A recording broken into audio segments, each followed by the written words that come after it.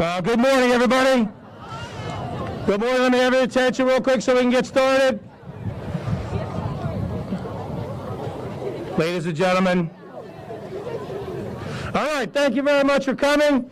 Guys, it's been a long time since we've been able to do something together, so it's great to see all of you outside in one place. I'm very hopeful that in a few short months we're out there for our first pep rally with the whole school. So that would be awesome to be back doing things the regular way. We're very glad today to have a poet laureate here with us, Joy Harjo, and this is run completely by your colleagues, students. So I'm going to let them kick it off. Please welcome Destiny.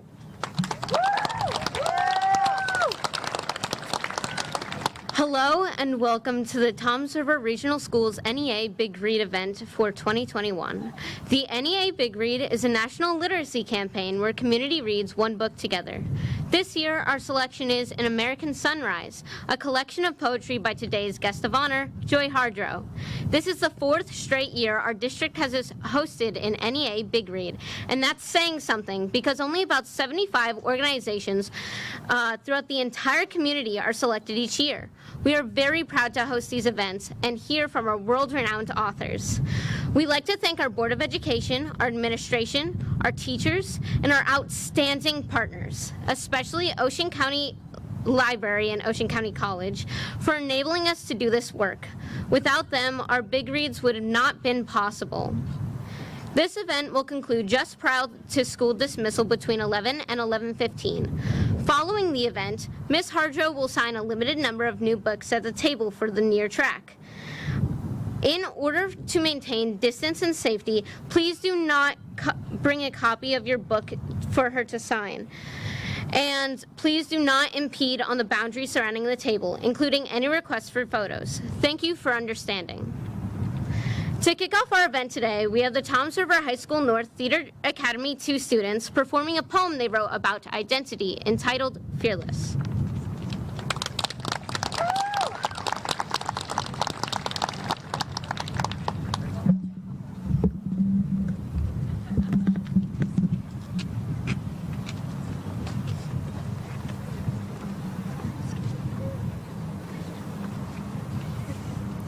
I am confined with sensitivities, but that makes me compassionate. I often keep to myself, but I yearn to reveal who I genuinely am. I am seen as stern, but I'm still learning and maturing. I persistently face adversities, but I'm resilient through all. I may find myself anxious about life ahead, but I am fearless. I may be fragile, yet I can be tough. I may appear weak, but I am strong. I may be uncertain, but I am gaining confidence. I may be tiny, but I have strength. I may be timid, but I am fearless. I may seem confident, but I am insecure. I use books to escape reality, and I'm a mosaic of what my friends and family have taught me. Yet I'm still the loud, kind, and crazy girl my parents raised me to be. I can be in a room full of people and still feel alone, but I am fearless. I may be outgoing, but I can be shy. I can seem as quiet, yet I scream inside. I can be sad, but never give up. And I can do whatever I want. I might be a little scared, but I am fearless. I talk loudly with my head held high. I can't choose between trying too hard and not trying enough. I could speak clearly, even if my legs feel like jello and my head feels full of lead. I create smaller pictures out of large ones, filling my mind with unimportant details. I love music, feeling its beautiful vibrations and calming me from all in my mind. I'm the winds whirling in the big blue sky, but I am fearless. I may be tall, but I get treated like I'm small. I may be well-intentioned, but I'm still sensitive. I do seem energetic, but really I'm exhausted. I'm not shy, but I can't open up. I may get judged, but I'm fearless. I may look put together, but I'm messed up in all sorts of ways. I may have been born a free spirit, but in reality, I'm stuck in this haze. You would think I would be proud of all I've done with my life, but it's hard when you feel like you're never enough. And although it may appear like I know what I'm doing, I often think that maybe it's all just one big bluff. I'm a hard worker, but at the beach is where my thoughts are the clearest. I may have to brawl with my own thoughts at times, but I am fearless. Thank you.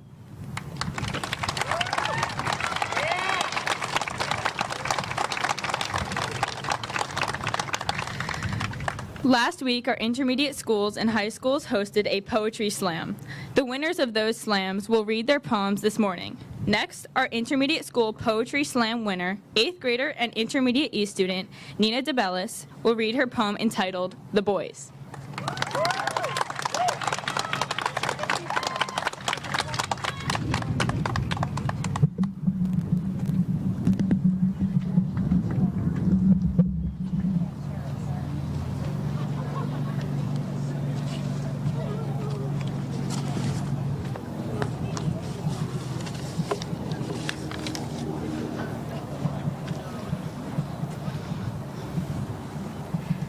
Being a young girl in such a crazy world with voices and choices that aren't being heard, and I'm waiting for the day for more people to come out and say that being a strong woman does not mean you should be more ashamed, and to the boys that say that putting something in our drinks just to get away with it is not okay because the girl that has been assaulted will never be the same, and she will always have that trauma stuck on replay, and when we go outside we fear for our lives because any man could scare us from time to time, and to the girl who has to hide her story and is shamed into silence while the boy still stays in his unlimited glory, knowing what he's done, I'm truly sorry, and it's also all fine if he speaks his mind on how she looks, what he took, how fat or how flat, and you didn't even take into consideration to how she was feeling because it was all just manipulation, and we were done with the catcallers because while she was just trying to walk home, they didn't seem to know that confidence is not consent, and a dress is not a yes, and why do we always have to follow these trends?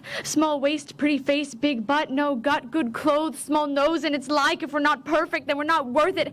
But to the kings who step up and say we need equality, compared to the cowards who don't even try to understand our reality, we appreciate what you do because it is men like you we need more of in this world.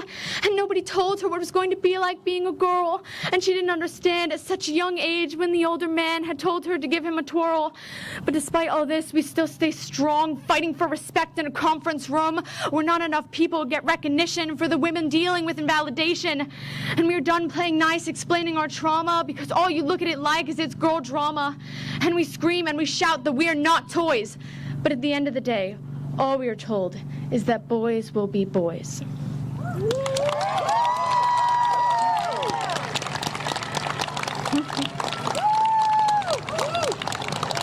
Thank you. Next, our Academy Theater 3 students will read their poem titled Me.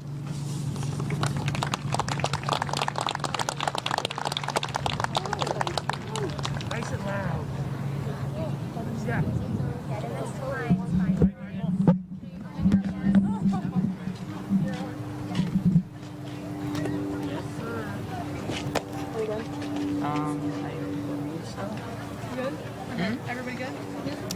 My hair, my eyes, my lips, and smile are all things I could stare at for a while asking myself this simple question, in hopes someone might share my affection. Someday you'll see what you're meant to be. What makes me, me? She's happy until she's not. She'd rather sing than talk. Can't wait to grow up, but wants time to enjoy now. Has suffered some losses of people she misses still. This adult teenager trying to figure out who she is. And that's just me. Words cut like daggers in the summer wind. The body is lifted to the stratosphere and beyond by people just like them. Each and every side of Chroma is appreciated. This is who we are. This is what we fight for. This is me. 1 in the morning seems familiar. Another restless night of catching up on what society wants me to look like. But I am stronger than society. If I think I'm going to put up with all the lies with 5-minute workouts that'll give you flat abs, then who am I? You should like yourself. This is why I became me. Heartstrings are thin and frail. Showing empathy grows the toughness of those strings. Many people are thin and frail. Just a conversation can make a person's day. Your thin and frail heartstrings will become strong, just like me. My mind is a highway, and my tongue is a daring hitchhiker. People are cars, and I am trying to cross the highway. I need to make an important delivery. I need to present the box of me and can't. Here's my attempt at giving me to you. If I were a poem, I would never rhyme. I would not have rhythm nor structure. I would not make the grade in English class or be presented at events for anyone to listen, for my words would be scrambled and would fall on deaf ears. But that's what makes me, me. Thank you.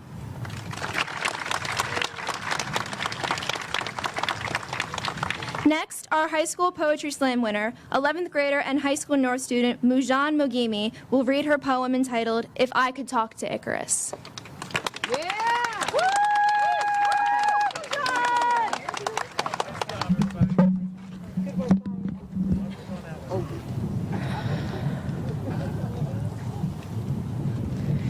If I could talk to Icarus, I would ask him why. Why, after all that time stuck in that prison, thinking, devising, creating the perfect plan, accomplishing the impossible, defying basic laws of physics, flying, why throw it all away and burn yourself? They say you did because you were so overjoyed, so blinded by your excitement of wings, you flew so high you reached the sun and burned on your way down. But I have to ask, did you not feel the warmth on your skin? Did it not cry out at you to turn away and never go so close again? What kind of happiness hides pain, hides death? So why? Why go so close to something that offers no solace, that warmth is in contrast to its hideousness inside at first touch of its rays? Did you think it would be like a hug? Had you been so lonely that all you wanted to do was chase after it and beg for a hug? But you must have realized that eventually its warmth was too much. How could you have not read the warning signs? Your skin began to blister. You were melting. Yet you still flew higher. Why didn't you stop? Why didn't you turn away? Why did you seek out the pain? It killed you. They say you're nothing but ashes now floating away in the ocean, never to be found again, scattered around like lost pieces, awaiting the end of this puzzle, but you can't be pieced back together again. Everything of you was stolen. Your father says all he has left of you is your scream. This is all you are now. A story. Was it worth it? Did you get the hug you wanted? Or were all your last moments coated in pain? Is that all we remember? The pain? I hope it doesn't hurt anymore. I hope you grew real wings and danced on the sun laughing, saying you won, but I understand if you cried rivers before it. If you wallowed in pain and misery, if you kept staring so afraid of the sun, I understand if you were nervous. I understand if you never did it. We all reach for warmth, for love, for a hug, but we receive grates against us, stranding us as pieces of ash floating away. We have cried oceans to heal our pain, but we all wish to dance on the sun, to laugh and say, you have not won. You may have burned me, but I am a garden you cannot starve. I have flowers that grow on me because I lived. I am life that you cannot end. I survived in spite of you. And I hope you know that after everything, you didn't get me. I lived and planted beauty into this world. I did what you couldn't. I healed myself, Icarus.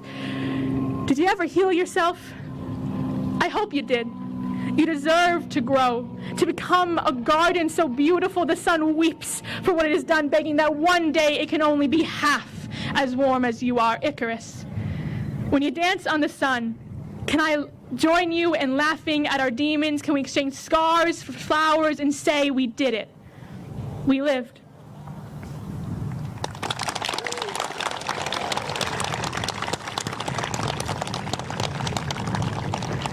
Now, Michael Tresvalis will introduce Joy Harjo.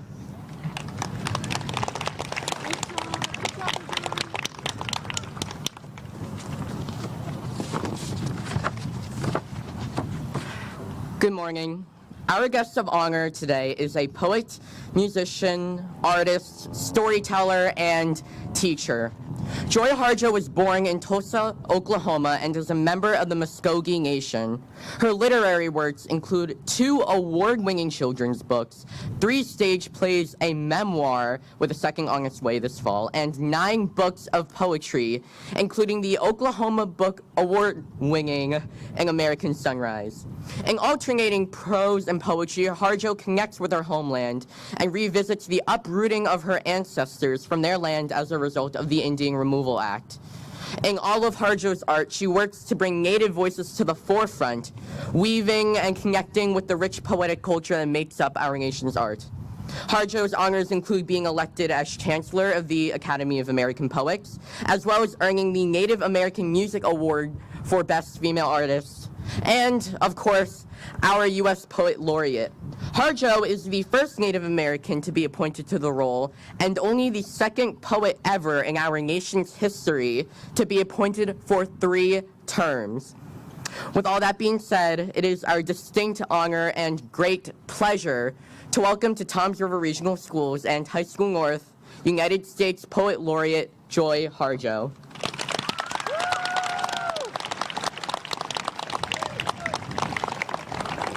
Thank you. Good job, everybody. This was the best part for me, to get to hear these young poets. And it's good to be here in Toms River. And aren't you guys happy to be outside in an assembly? We've made it this far. This has been quite a journey, but you know, it's like the story of Icarus. What Icarus has is a story. A powerful story that we all remember, that we still tell, because Icarus tried something that was impossible, and maybe he failed, but maybe the failure is what teaches him to fly in the end, just like what we've been going through here with COVID. You know, we've all been tested, and that's what we're here on Earth for. We're always tested. And yet, ultimately, it's important to walk through them, be alive through them, be awake, and you'll all have a story. Every one of you has a story. Every one of you is a story, and you'll be carrying a story of these times and what you went through in school, when these are the times where you like to hang out and be together and learn together. So, congratulations on getting this far. The teachers and the staff, too, everyone has been tested. Anyway, I'm here. I'm happy to be here. I came here from Tulsa, Oklahoma, the Muskogee Creek Nation, and the landmark decision of the Supreme Court recently reaffirmed that Tulsa is part of the Muskogee Creek Nation reservation. Here, the original peoples were the Lenape, the Delaware, and they still have language, too, and culture. I remember being in the Netherlands in the late 70s, and we were speaking to a group of people there, and they expected us all to be wearing feathers. And the leader of the group stood up and said, you know, where are your wooden shoes? Like, we're going to recognize you only if you're wearing wooden shoes. And often natives are only recognized if we're dressed the way we are in our ceremonial clothes. But I want to start out with a song. This is a native flute. I play saxophones, and this flute I learned to play more recently. But I like to start with a song to acknowledge, one, the place. This is a beautiful land here. It feeds you guys, it gives you, it inspires you, and here's these guys up here, and the winds, and last night there was a storm, and here's the power and the beauty of the sun. And to acknowledge the story we're all in together, which includes the Delaware, the Lenape people. And so I like to start with a song to acknowledge this gift. Hang on.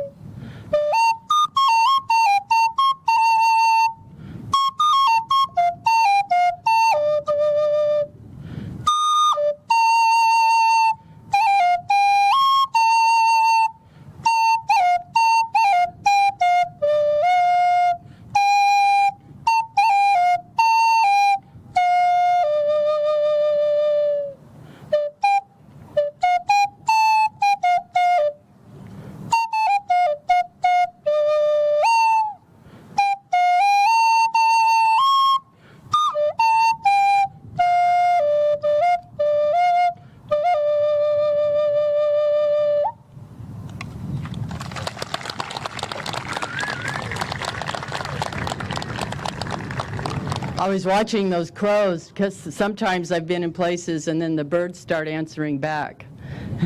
Then I have to do it back and forth. So this book, An American Sunrise, the way to enter into any story is the title, An American Sunrise. And I don't start with titles. Some people do.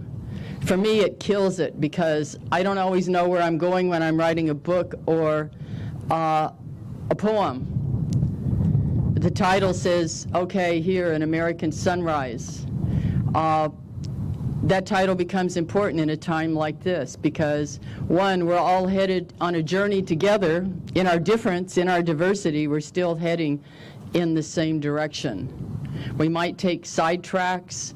We might get lost. We all get lost at some point in the story. But nobody's going to get there before anybody else.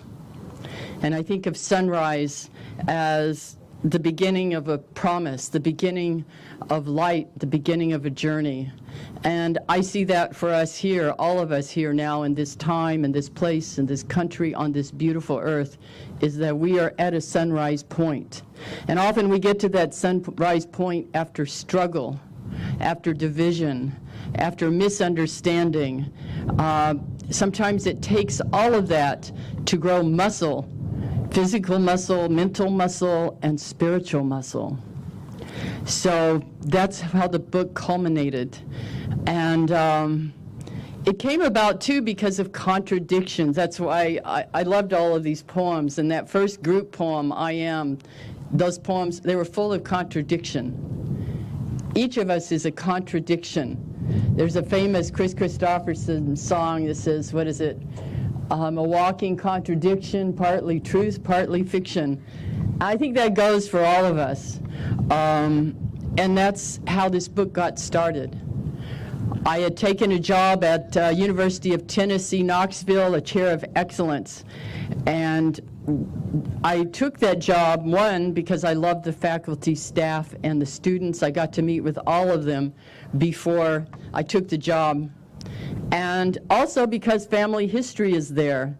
When I had my job interview, I told them, you know, my grandfather, Manahui, 6 generations, used to ride up here with his warriors and stand on the overlook into the town and look at which horses they were going to take.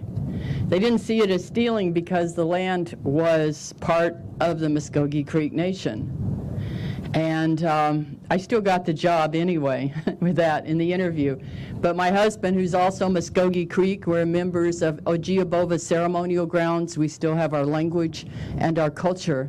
But we were removed illegally from those lands by the United States government. And so when we went back, that was going back into the homeland area. We drove all over. We went down to Columbus, Georgia, where some of my family is from and some of his, and even found a house that belonged to an uncle, Patty Carr. You'll find him in the history books. He, and this was right before removal, he had owned the largest horse racing establishment on the eastern seaboard. Now put that in your book of images of Native people. This was in the early 1800s. And there was still a house. He had several houses, and we went by a house that was still standing in Columbus, Georgia.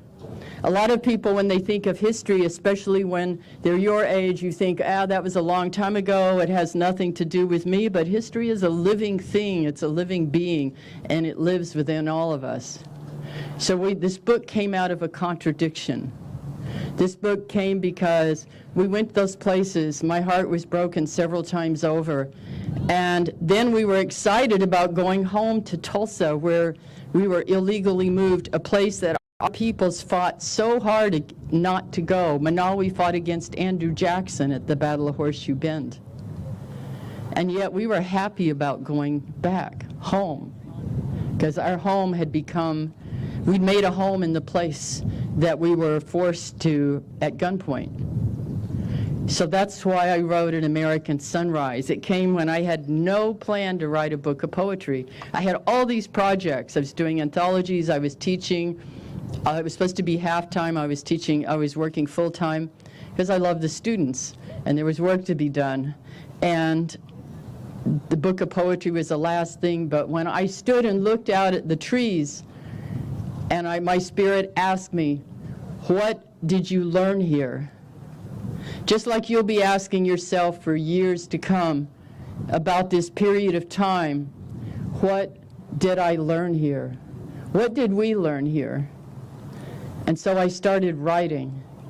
And it was so overwhelming because if you think of all of history, where do you start? I wonder how many of you know the names of your great-grandparents, or even great-great-grandparents, or where they come from. A genealogy is really a history, and it will amaze you when you start digging around and finding out, because there's so many stories. And then you come to realize that all the stories you see streaming and digitally and in social media, they're not as powerful and wild and crazy and intense as the stories that you find when you start listening to your friends and your relatives, and when you start listening to the stories that even your own friends are making. They're much more rich and full of contradictions. So I'm going to start by reading a poem that's called an Ars Poetica. And Ars Poetica is a poem about how to write a poem. But I think of this poem also about how to live a life. And I think about people who are tremendously alive. You know who they are, and you will always remember them. I remember meeting David Amram for the first time. He was the guy who, when the Beats were writing, is the one who started putting jazz and putting music behind the beats, like Allen Ginsberg and other poets. And he's in his 90s. He lives in New York and is still outside of New York and is still creating.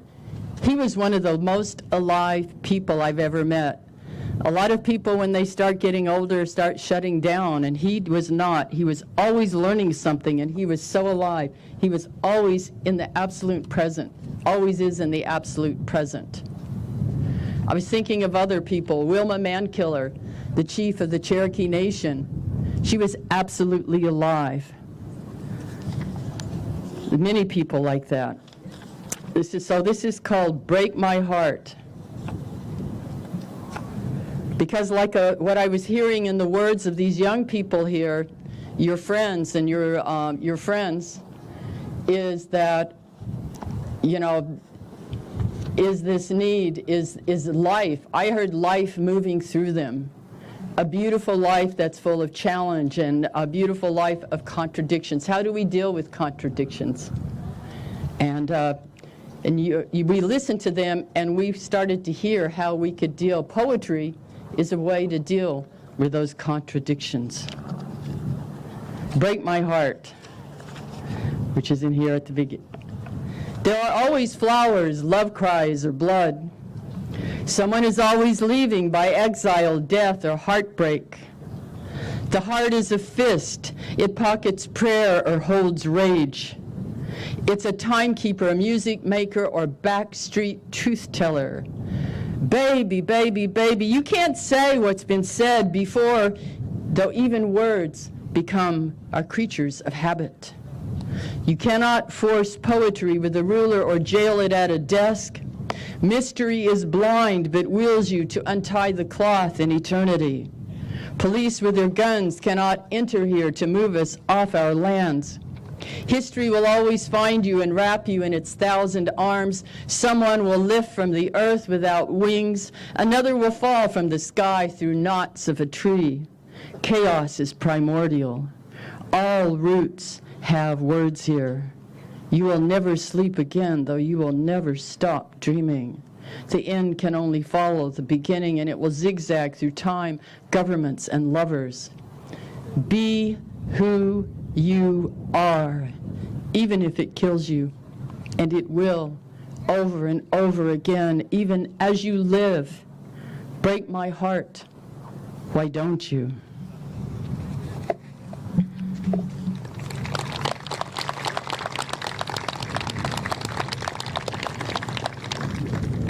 This one is called The Fight. We all know about that fight.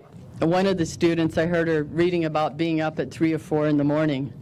Often the fights take place there within what I should have done, what I need to do, what I need to remember, what I feel bad about that happened 5 years ago, yesterday, 10 years ago, all of that. And the fight. The rising sun paints the feet of night-crawling enemies, and they scatter into the burning hills. I have fought each of them. I know them by name from before I could speak.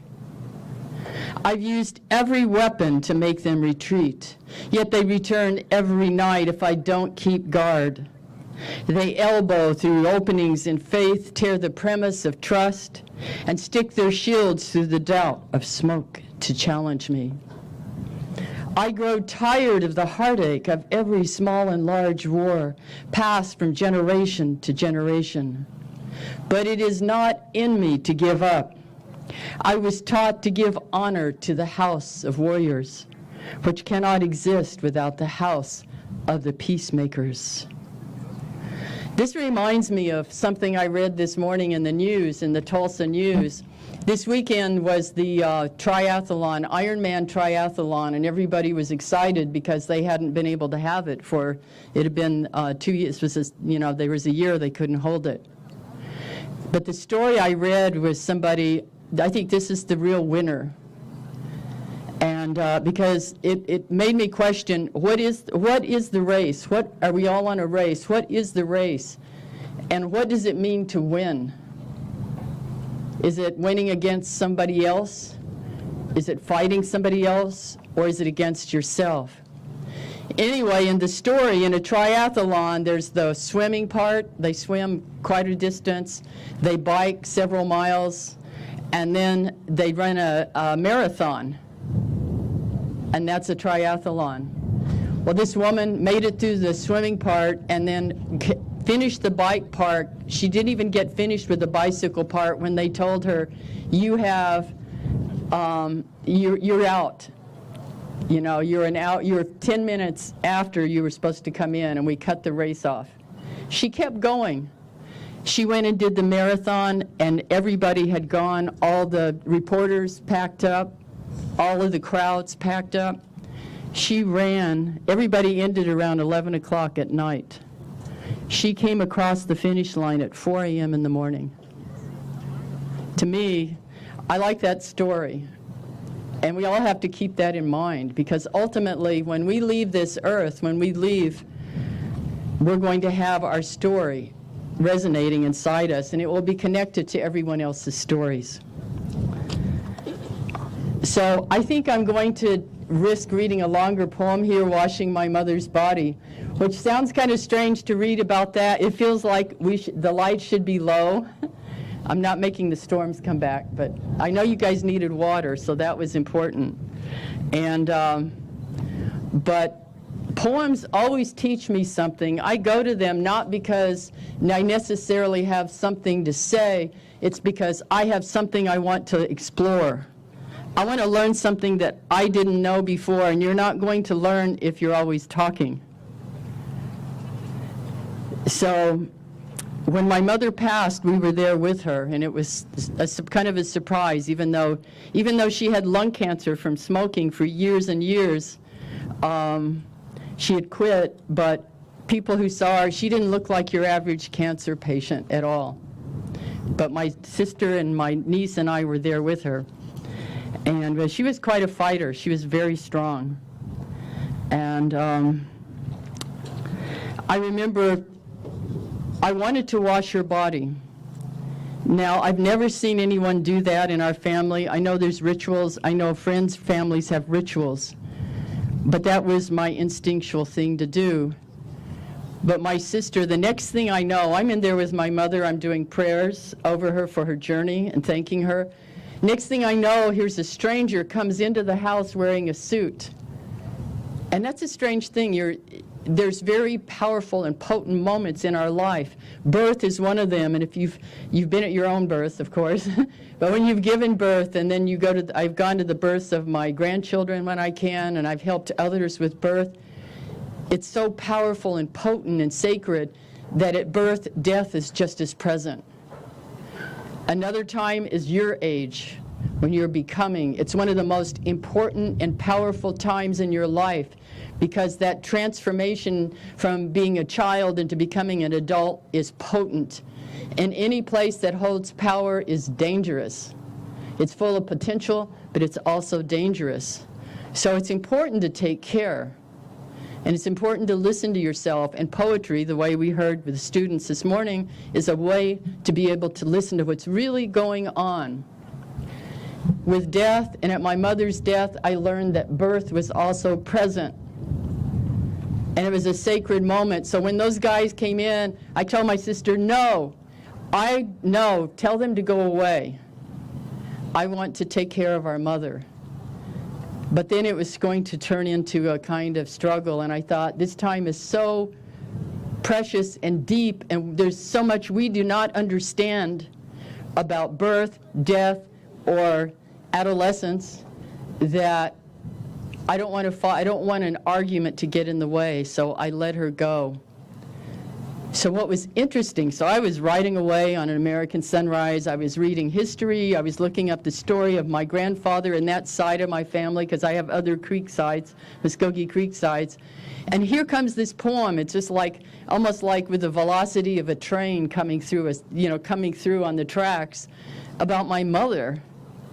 And I realized when it was done, and I tinker with it, I do a lot of revision on my poetry, but it came in like the spirit of it. It was so strong, and I thought, wow, I've been carrying this for a long time, and what this poem taught me, and you guys should listen to this because you're going to need this at some point, and you might need it now, is that you're going to need to and want to talk to somebody or a situation, and that person might be gone.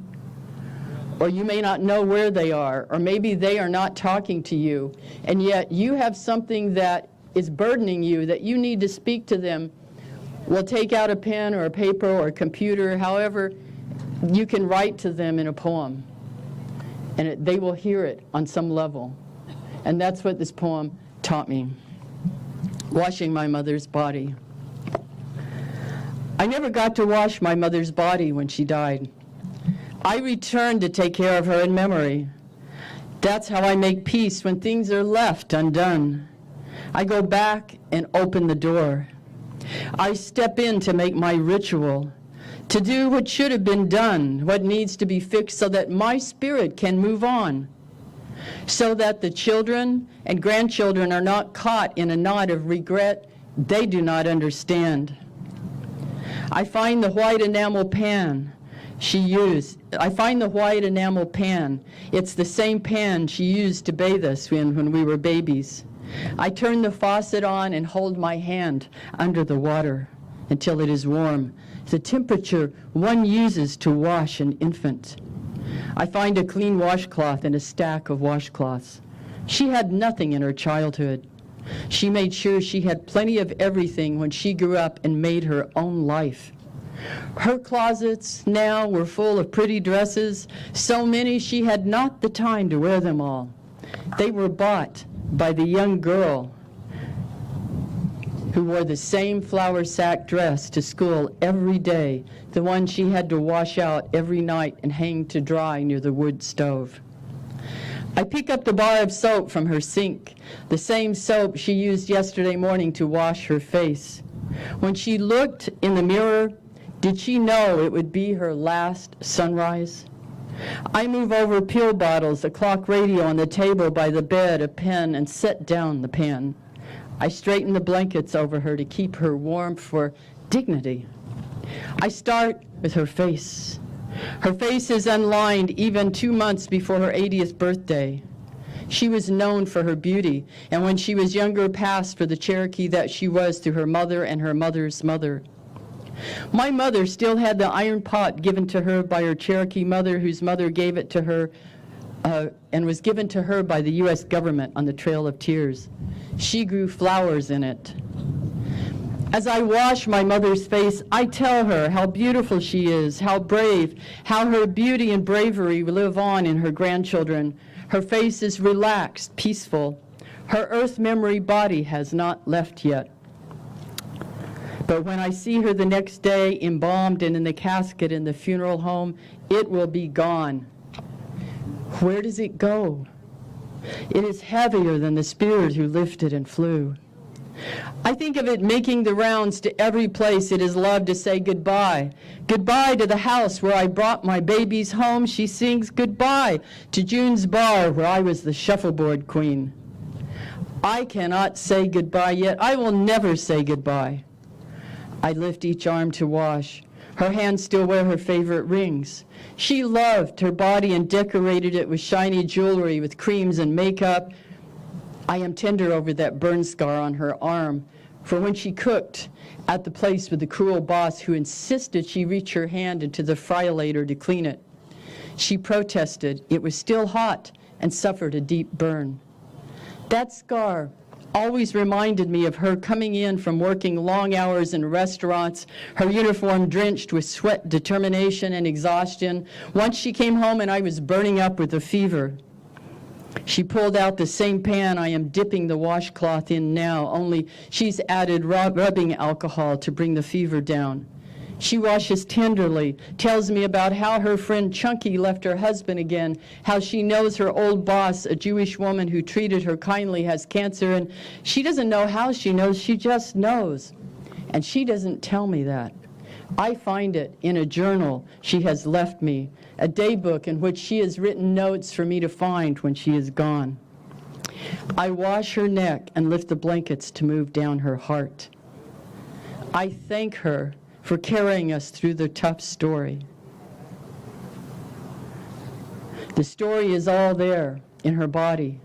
As I wash her to prepare her to let down into earth and return all stories to earth. My body memories rise up as I wash. I recall carrying my 2 children, rocking them and feeding them from my body, how I knew myself as beloved earth in that body. I uncover my mother's legs. I remember the varicose veins that swelled like rivers when my mother would get off after a long shift of standing and cooking. They carried more than a woman should carry. A woman should be honored like a queen. Traditionally, we treated our women with that kind of respect, my Creek husband tells me. Ha, I laugh. Then why aren't you cooking my dinner? I wash her feet, caress them. You will have some rest now, I tell my mother. Even as I know my mother was never one for resting, I cover her. I make the final ring of the washcloth and drape it over the pan. I brush my mother's hair and kiss her forehead. I ask the keepers of the journey to make sure her travel is safe and sure. I ask the angels whom she loved and with whom she spoke frequently to take her home. But wait, not before I find her favorite perfume, then sing her favorite song softly. I don't know the name of that song. It's just a few phrases. One of those old homemade heartbreak songs where there's a moment of happiness wound through. And then I let her go.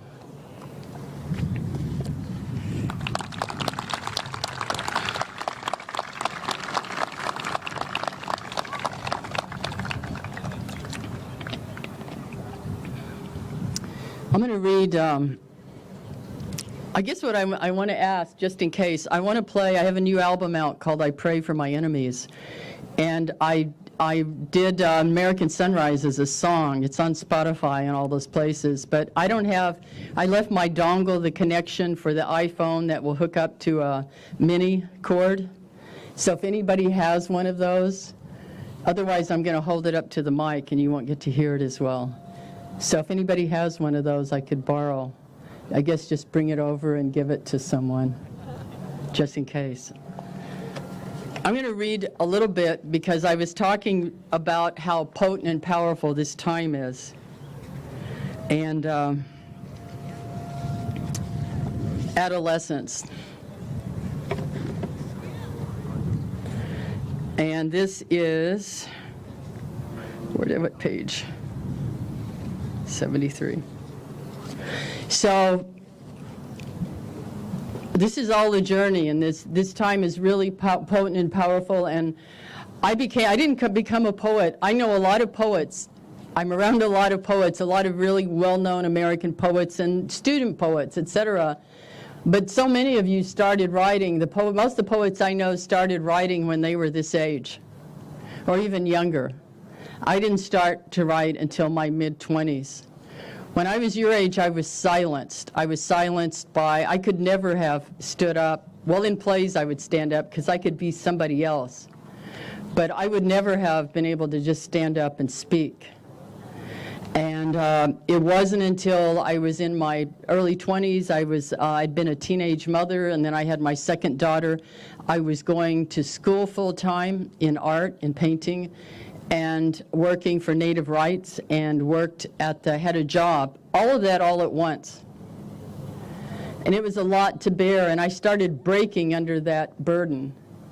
I really did. I started breaking. But what kept me going is that I knew that my children would have no one. But I had been silenced. Part of that breaking, I came to realize after writing, and after years actually, had to do with my voice being silenced. It had to do with my stepfather coming in when I was 14 and telling me that when I was singing along, I used to get, like you guys, always, music is so central to our storytelling at this age, and I would like to close the door to my room like we do and sing and listen to new music and sing. And he came in early one day because even my mother was a singer-songwriter, and when it was time for the stepfather to come home, the whole house went silent. He forbid me to sing, and at the same time, the band teacher wouldn't let girls play saxophone, so I walked away from it all. And the poetry, I started writing poetry as part of Native rights movements, and for the first time heard Native poets. And I started writing. And that's how my poetry started. I'd always loved poetry, and I always read poetry, and I love the poetry and song lyrics too. But I want to read this part because in this new memoir, there's a point where I go back to that girl, because you will always carry this age inside of you, just like you always have your baby self inside you too, the one with those memories. And we have different ages within us. And so in this piece, I go back, in the memoir, I go back, and a memoir is about memory. I go back to a self, to my adolescent self, and I give her a ceremony of becoming that we always did in my tribal nation, and a lot of people do. I know the Jewish people have their coming of age. We all need that doorway that says, okay, here I was a child, and now I am an adult. And so this was, the first part of this is a kind of poet voice I have moving through, a girl warrior who becomes poet warrior, and it's going to be hard to read. And then it goes into what I was told to remember, and I'm reading this for you. Girl warrior lied and said she was going out with her friend to hang out at her house. She wasn't a friend, rather a girl she barely knew, and had a bad feeling. You always have to pay attention to those bad feelings. Always, always, always. Don't double guess yourself. And had a bad feeling when she asked her to double date. Girl warrior was not allowed to date, nor was she usually allowed to go anywhere with friends or without. But she begged her mother, and her stepfather was working late, i.e., he was seeing a woman on the other side of town. Girl warrior got in the car and knew her fate was in the hands of reckless strangers. She had a dime, those were different times, she had a dime taped inside her shoe for a phone call. We didn't have cell phones then. But who would she call if there was trouble? No one. They drove to another town. Her date was 10 years older. He bought them beer. What the hell? It was the first time she had anything resembling a date. She wanted to be normal. Every drink made her feel more and more normal. Girl warrior's new girlfriend left with her boyfriend without telling her. She saw the red of their taillights disappear into a darkness that grew larger and larger. until Girl Warrior had no way to get home. She just wanted to be normal, drink Cokes, flip her hair back, and laugh with someone who might offer his hand, his jacket, or other small kindness between new friends. There was more beer. If she wanted to ride before her stepfather made it back home, she had to pay the darkness either way. This is how I came of age, by a tightrope slung between my desires and the desires of others. I was hungry for ritual. Ritual creates belonging. All of us are in a ritual marked by sunrise, daylight, sunset, night, and moon phases. We also move within the ritual of the changing of seasons, either fall, winter, spring, and summer, or dry and rainy seasons. Our cultural practices are arranged according to these earth rituals. We need rituals of becoming, in which we are given instructions that define our relationship with the whole world around us. I walk back in time to make a ritual, a coming-of-age ceremony for Girl Warrior. I construct a doorway where sunrise is a line above a dark blue horizon. Her mothers, grandmothers, great-grandmothers gather around and speak. They are here to help. She is worthy of love, of tenderness, of all that she needs to create a future. Every one of us, no matter what has happened to us, no matter what we have done, is worthy of love, of tenderness, of all that we need to create a future. The world lives within her. This girl is every girl. They tell her that 7 marks a shift, a renewal. They tell her that 7 is a crisis in becoming, and 14 is 2 sevens. Be exactly who you are, they tell her, in your becoming. They remind her that she is holding tremendous power, and power has 2 sides. It can harm or heal. And in our Muskogee tribal traditions, adolescence is a time of teaching and celebrations. As you enter this doorway of personhood, keep the fire going of Agasamga, or spiritual belief. You must seek and acquire spiritual understanding of life. Your relationship to your Creator is central. Tend it with quiet and communion. Turn your eyes and ears inward and listen. Next is Amaralhamga, which means community. Community are the students you're with right now, the staff, your teachers, the administrators. They're your family, they're your home, tribal nation, city, state, this earth. Remember to place community interests and benefits ahead of individual and personal gain. Always be kind and humble. Iyaskara is humility. No one is above the other. It doesn't matter if they make more money. It doesn't matter if they have more possessions. Nobody is above the other. Yet that was Iyaskara. Itlakweja means respect. Respect yourself. Respect the gift of life. Fajra is integrity. Be honest. Be honest with yourself and act accordingly. Imen Hothlinta Dayat is trust. Take responsibility for every act, thought, or dream. Hobovlenka is the continual gathering of wisdom. Listen. In Homadada is leadership. We are all put here to be leaders. And I think about that. I think of when I was young and your age, and thinking about they would hold leadership meetings. And I would think, well, I'm not a leader. And then what would happen if every student was considered to be a leader? I mean, what would happen? I like that idea that every one of you, every person here is a leader, and it's all about leadership training. Every class you're in, every situation you find yourself in is about leadership training. So that's just part of Poet Warrior. So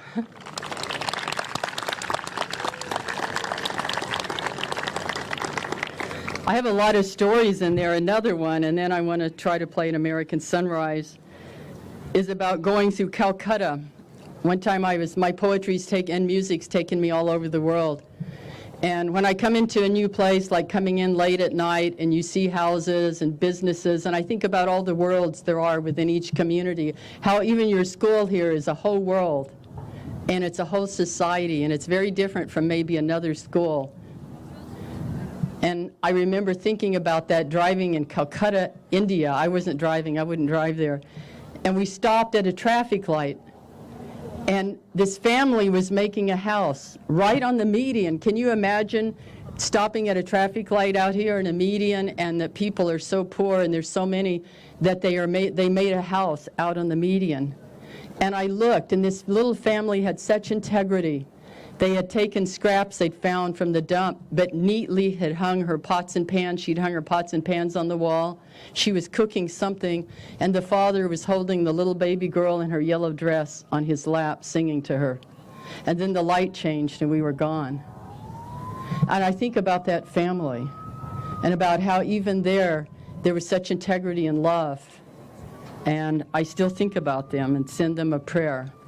Because poems are like prayers. I think of poems as prayers, or even honoring. And I'm going to read this poem, Honoring.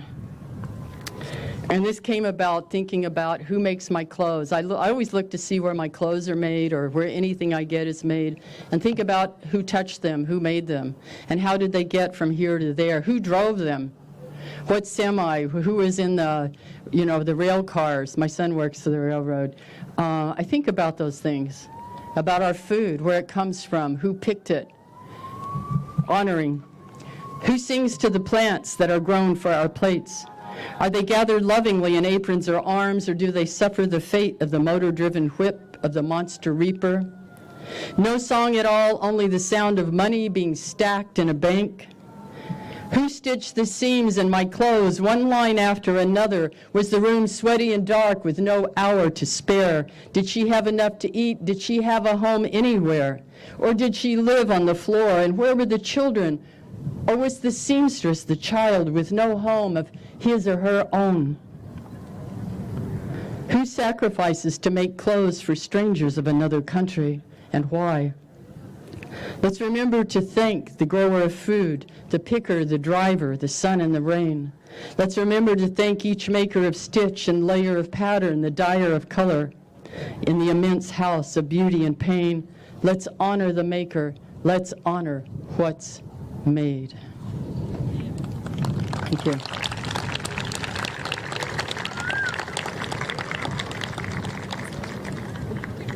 Okay, I'm going to try to play this. I'm going to see what it sounds. If it sounds really bad, I'll just read it. But, And to meet ourselves, we were surfacing the edge of our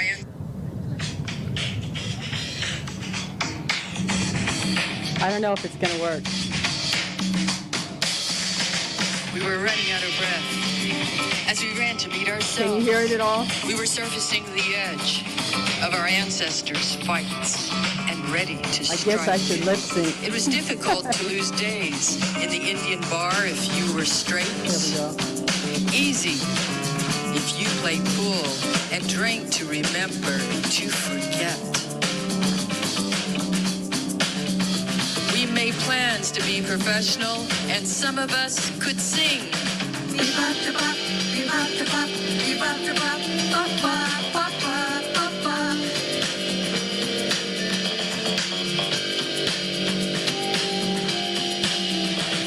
We drove to the edge of the mountains with a drum. We made sense of our beautiful crazed lives under the starry stars. We learned the devil from the Christians. Sang. We were the heathens, but needed to be saved from them. Thin chance. We knew we were all related in this story. A little gin will clarify the dark and make us all feel like dancing. Make us feel like dancing. Make us feel like dancing. Bebop, bebop, bebop, bebop, bebop, bebop.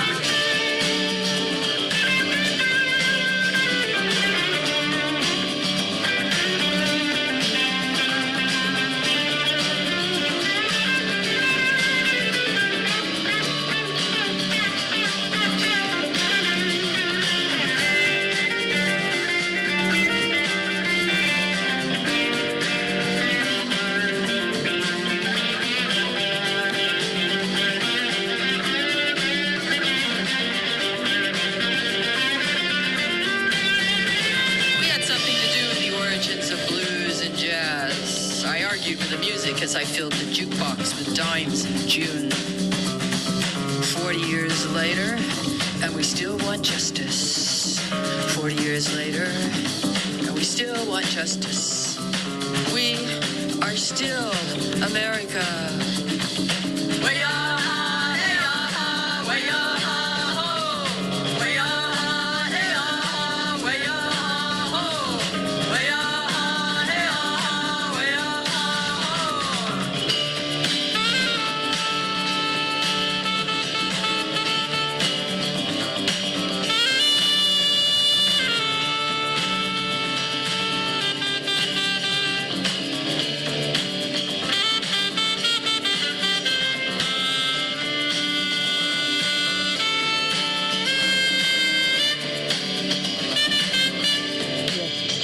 Okay. Yeah. Okay. Thank you so much. There's a lot of people here who had a lot to do with me being here. These kinds of things happen. It takes years. They've been working on this for a couple of years, so thank you. Thank you for this earth. I want to know the story of this rock over here. And anyway, you're making a story, and make it a good one. You've got off to a good start. Thank you.